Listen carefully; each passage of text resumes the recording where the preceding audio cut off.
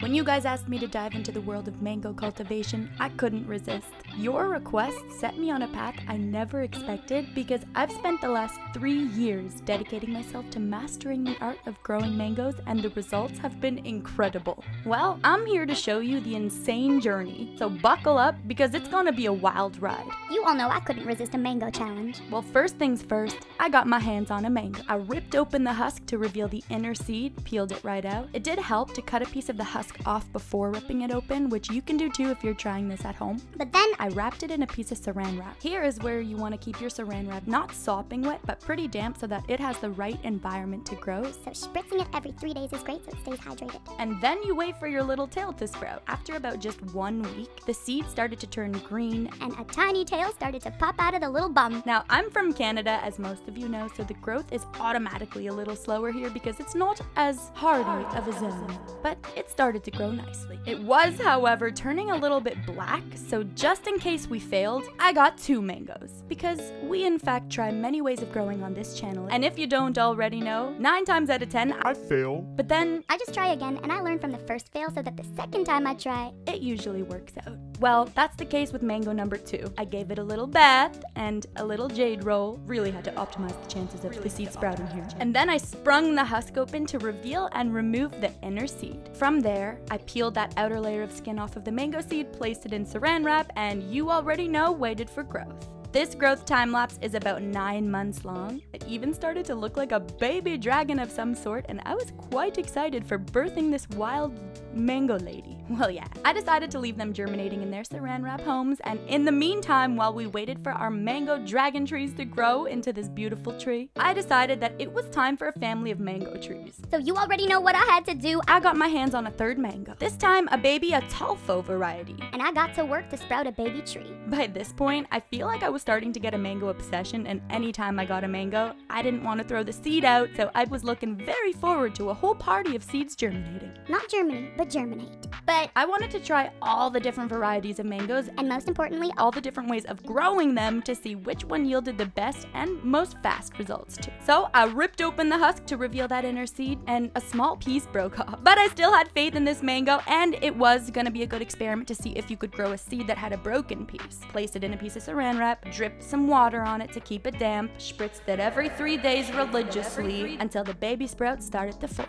It was such a unique and beautiful process watching the little roots on this baby mango seed grow. It kind of reminded me how we as humans are capable of such growth too. It's just that sometimes we don't see it because things happen so fast before our eyes, but when you look back, you see all the progress and growth that really was made, even if some pieces fall off along the way. humans are basically just houseplants with more complicated emotions, so make sure to water yourself and douse yourself in sun. But anywho, Once it grew big enough to plant in soil, I got a little pot and I placed it right in. But here is where I wasn't sure if I needed to plant the seed all the way under the soil or lay it on top of the soil, so I was nervous it wouldn't grow much since this was the first mango I ever planted in soil. And my success rates with soil are not the most hardy. At this point, I was wondering, well, we're on mango number 3 and doing pretty well, so do we call it luck or the fact that we've been working really hard to make these things sprout? I say the latter. Or maybe not, because after a few more weeks, That baby mango unfortunately died. I'm very, very sorry. I was a bit upset, but very determined. So I figured, okay, let's try one more time with Mango number 4. I wanted to see if leaving it to grow in the saran wrap for a little bit longer was a good idea or not. So naturally, I cut it all up to eat it, but then the middle husk was left to rip open and obtain the prize inside. Honestly, the waiting game is the hardest part here, but it does take time and patience to see any growth. Well, I added it back with the rest of my germinating seeds, and although you can keep it in a dark place in your kitchen, I actually prefer to keep the germinating seeds taped on the window where a lot of sun comes. I find that it grows faster and nicer. controversial to what other botanists may think because some of them Germinate them in the dark. but you can try whichever way your little heart desires. And after just 1 week, the seeds started to turn green, and at that point, I knew it was a very good sign as more growth would start shooting out within the next week. Well, weeks passed. This one was growing a little bit, not a lot. So I figured, well, since the seed is green, let's try planting it in soil and see if it can grow better in there. I decided to leave a little bit of the seed exposed to the air just in case. To help it grow a little bit better. So far, it seemed like it was working, and as I was waiting, of course, I got a little impatient. I'm sorry, okay? I'm a little bit of a crazy plant lady. I wanted a mango tree, but I also got a little bit obsessed here, and I was excited to get my hands on mango number 5. This time, I wanted to see if the seed would germinate in water rather than keeping it in the saran wrap, kind of like I do with my avocados, but I broke the seed. And if you're growing mangoes at home, be very careful when you rip the husk open to remove that seed, especially if you're doing it with a utensil like a knife, because you don't want to be too rough with it like me. or else you have a high chance of breaking the seed. However, I still did want to see if it would grow, so I pieced it back together with a toothpick, and I figured maybe it's perfect since we needed to insert the toothpicks anyway to have it submerge in the water properly. But I was also quite upset because it didn't grow. I'm sorry, okay? It just turned black and molded over. Some sketch mycelium. Don't worry, it's just a little bit of mold. It won't hurt you, okay? But I feel like you already know what I had to do. I was so determined and I persevere. I went back to the grocery store and I got mangoes that I promised myself I would be more gentle with. Because hey, what's 4 more mangoes in the grand scheme of our mango family? It's like when you're having a baby, but then you have twins. Yeah, exactly. Like, it's just fate, okay? Sometimes you can't help it. so now, I was on mangoes number 6, 7, 8, and 9. I cut them all open. And just so you know, you can also peel off the skin instead of cutting it with a knife and bite right into that juicy flesh. And some varieties are even fiberless, so I like peeling off the skin off of those fiberless ones and taking a nice juicy bite because the ones that have fibers get stuck in your teeth.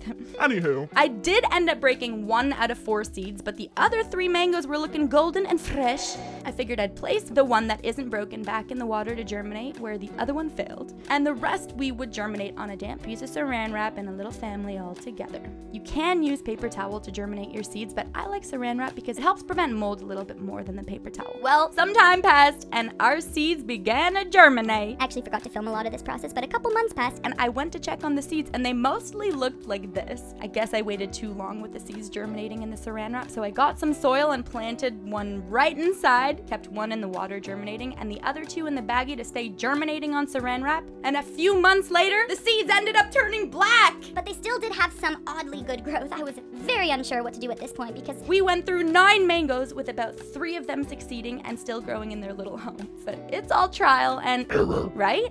Well, as I was moving along in this journey, I learned that there are baby mangoes. I've never seen a mango that's smaller than the palm of my hand, but it's so cute. I feel like they just picked the mangoes off the tree way too early and then brought them to the market to sell them, but I cut it open and it was pretty easy. The seed came right out. The baby mangoes don't have a husk like the bigger mangoes, so they're way easier to crack open. But we tried to grow it and naturally, it started to look a little bit black and moldy. this was starting to be too common of an occurrence. However, it was starting to grow a baby tail too, so I have faith in this mango. And while we were waiting, along the way, I learned the coolest thing. There's a fruit that exists that tastes like a cotton candy cloud, and they taste a bit like mango. Mangosteen, the queen of fruits. I actually spent 1 full year looking for this fruit and finally found them in Canada. But there is a reason why they're referred to as the queen of fruits. It has a unique sweet and sour taste like a mango and a beautiful deep purple rind. To cut these, you're supposed to make a circular cut along the equator and break the fruit in half and then remove the pulp. And if you count the bottom petals on the star shape, you'll know how many pieces of fruit will be inside. To grow them at home, you'll need a temperature of at least 10 degrees Celsius, but this honestly easily became my new favorite fruit. It grows exclusively in Southeast Asia and it's also widely cultivated in many countries like Thailand, Vietnam, Cambodia, India. But I got the seeds out. Each fruit usually only comes with 1 seed. I tried to peel that excess layer of skin off of the seed to prevent it from molding, and then I also germinated some on a damp piece of paper towel. To give us options for growth. I even put some seeds in the freezer just in case these seeds didn't grow successfully. I thought maybe having the seed go through stratification, Which just a process of cold could help it grow better. well, a few weeks passed and I went to check on the germinating seeds since no sprout was poking out of the soil yet. This is what they looked like. I really wasn't sure why they were turning black and not growing at all, but I had the right conditions for these to grow. So I placed them on a new fresh, clean piece of paper towel, waited a few more weeks and went to check on them again, and this is what they looked like. So I figured, let's get the ones out of the freezer, let's get these seeds on a new piece of paper towel and wait for growth. so we're still waiting on those. But guys, while I was growing them, I saw these at Costco. Freeze-dried mangosteen. I just had to try them. They were pretty good, not as good as the fresh fruit, but they would be pretty good in chia pudding or overnight oats for breakfast. But along the way, as we waited for our mango plant to grow up, I learned something that you've probably never heard about in your entire life. And I do need to tell you, I found these and I was so excited because you can never find them. They're called Paw Paw and they taste just like a mango. They're so hard to find because they only last 3 to 5 days after they're picked. And I never thought I'd get my Paw Paws on one of these because they've got such a short shelf life. I've really only ever seen these once before and a high-end restaurant. It really tastes like a mango and has the same texture too. Maybe even a hint of banana in there. It's a very delicious fruit, though. People usually eat this thing by ripping it open in the wild forest, slurping the pulp, and spitting out the seeds. Think tapioca spitballs. But of course, we tried to grow them. We got the seeds on a damp piece of paper towel, germinated them. Nah, I mean germinated. I sealed it in a bag and waited for them to grow. They're still chilling in the bag. I'm checking them religiously to see if they're growing. But guys, 9 mangoes, 5 successful plants that are still growing, and a whole journey of mango. The different varieties, different ways of growing them, Plus all of my mistakes so that you don't make the same ones. and how to actually grow them successfully the first time around. One day soon, we're gonna have a farm with exotic fruit trees, chickens, ducks.